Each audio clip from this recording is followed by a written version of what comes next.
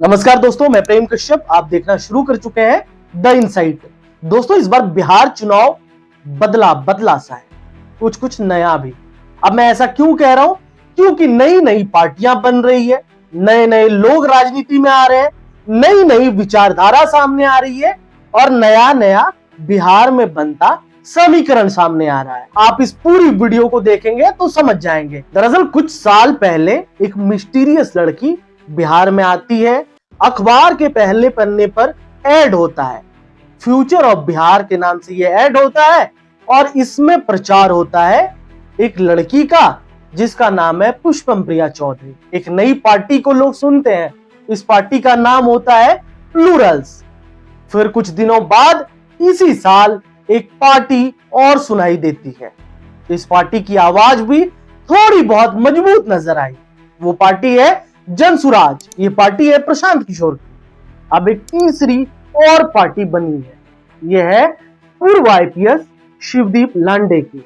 हिंद सेना करके पार्टी उन्होंने बनाया है। तो कई नई पार्टियां बिहार में आ रही है और इस बार बिहार चुनाव में आजमाइश करने के लिए तैयार है। लेकिन मैं आज इस वीडियो को क्यों बना रहा हूं? इस वीडियो को बनाने के पीछे सबसे बड़ी वजह है प्रशांत किशोर की जनसुराज पार्टी। दरअसल बिहार में बिहार चुनाव का आगाज हो चुका है, लेकिन जनसुराज का आगाज अब जाकर हुआ है। दरअसल दोस्तों, प्रशांत किशोर ने पटना के गांधी मैदान को रैली के लिए चुना। ये जो तस्वीरें आप भीड़ देख रहे हैं, ये प्रशांत किशोर के जनसुराज पार्टी की भीड़ है, जो कि पटना के गांधी मैदान में खचाखच भरे लोग। प्रशांत किशोर ने अनुमान लगाया था कि 5 लाख से ज्यादा लोग आएंगे, लेकिन हालांकि इतने लोग तो नहीं आए, लेकिन लोग आए, भीड़ अच्छी खासी जमा हो गई। दरअसल बिहार में जब बीपीएससी प्रोटेस्ट हुआ था, उस समय प्रशांत किशोर इस पूरे प्रोटेस्ट में कूद गए थे। एकमात्र ऐसे राजनीतिक नेता थे जो कि इस पूरे प्रोटेस्ट में छात्रों के साथ नजर आए। ठीक है, उसका रिजल्ट जो भी आया वो अलग बात है, लेकिन अगर एक एस्पेक्ट से देखा जाए तो प्रशांत किशोर सेंटर में थे। अब तक बिहार की जो राजनीति है वो 3 पार्टियों के बीच केंद्रित रही है। लालू यादव की राष्ट्रीय जनता दल, नीतीश कुमार की जनता दल यूनाइटेड और भारतीय जनता पार्टी, तीनों को बिहार ने जनाधार दिया। इस बार प्रशांत किशोर दावा ठोक रहे हैं कि वो सत्ता में आके सरकार बना लेंगे। अब जरा प्रशांत किशोर की इस रैली को थोड़ा डिकोड कर लेते हैं, जिससे समझ आ जाएगा कि प्रशांत किशोर बिहार में शक्ति प्रदर्शन कर रहे हैं। दरअसल जनसुराज की ये पहली रैली गांधी मैदान में प्रशांत किशोर के द्वारा की गई। इसमें जगह जो चुना गया, गांधी मैदान को चुना गया। गांधी मैदान अपने आप में पटना के अंदर, बिहार के अंदर ऐतिहासिक है और राजनीतिक स्तर पर हमेशा से ऐतिहासिक रहा है। पटना का गांधी मैदान राजनीतिक गलियारे का वो गोल चक्कर है जो हमेशा उसी जगह पर हुआ, लेकिन इसने बदलते बिहार को देखा। चाहे वो जयप्रकाश नारायण का आंदोलन हो, कर्पूरी ठाकुर का सत्ता से हटना हो, लालू यादव का सत्ता में आना हो, लालू यादव के सत्ता से बाहर जाना हो, नीतीश कुमार का सत्ता में आना हो, या फिर अब प्रशांत किशोर का राइज हो।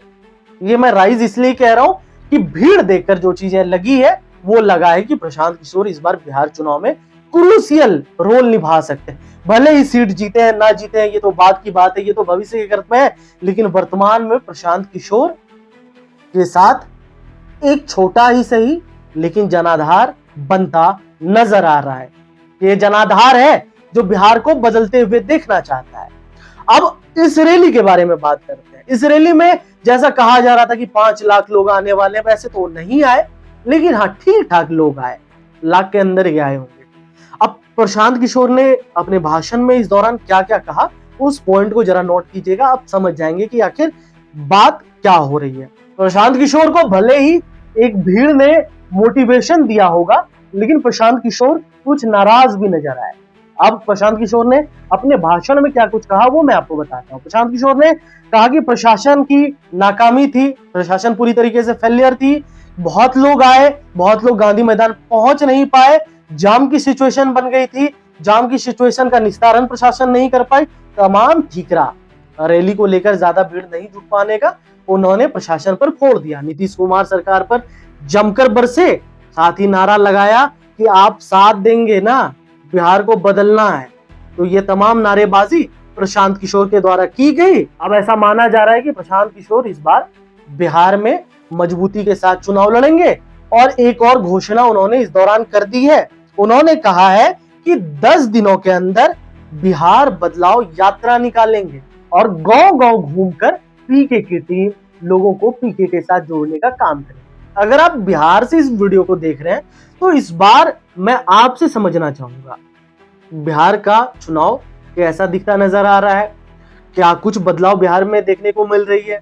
आप कमेंट बॉक्स में बताइए और आपके कमेंट से ही हम अपने वीडियो के लिए टॉपिक को पिक कर लेंगे। आप अगर जानकारी देंगे तो हमारे लिए आसान होगा कि हम उस जानकारी को अपने वीडियो में यूज कर पाए।